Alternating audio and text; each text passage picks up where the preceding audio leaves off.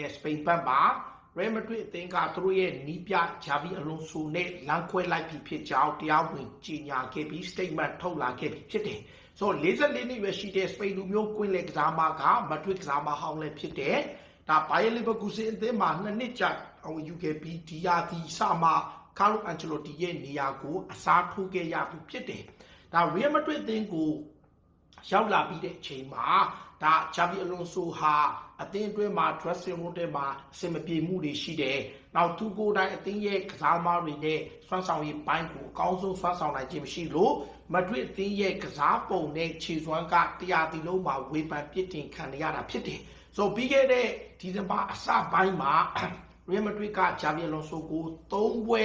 ဒါသတ်မှတ်ပြီးတော့ဒီ3ပွဲနိုင်ရင်သူ့ကိုဆက်ထားမယ်ဆိုပြီးထားခဲ့တယ်။အဲ့3ပွဲစလုံးကို Real Madrid ကအနိုင်ရခဲ့တယ်။ခြေစွမ်းပိုင်းရုန်းကန်ရပြီးမဲ့နိုင်ပွဲကိုစီရရှိခဲ့ပြီး back to back ပြိုင်ပွဲဆို5ပွဲဆက်တိုက်နိုင်ခဲ့တယ်။ဒါပေမဲ့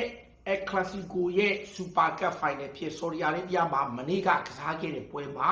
ဘာစီလိုနာကဂိုးစကိုအဖြစ်3ဂိုး2ဂိုးဆိုတဲ့ကျင်းမြောင်းတဲ့ရလဒ်ဖြစ်ပေမဲ့တကယ်တမ်းမှာဒီနှစ်သင်းကြားခြေအဆင့်တန်းအရန်ကွာခြားတဲ့အခြေအနေနဲ့ Florentino Perez ကိုတိုင်မျက်ဝါးထင်ထင်တွေ့ခဲ့ပြီးမှညီးပြအပြောင်းလဲလုပ်ဖို့ဆုံးဖြတ်ခဲ့ပြီးတော့အလွန်ဆိုကိုယာရုကထုတ်ပယ်ဖို့ဆုံးဖြတ်လိုက်တယ်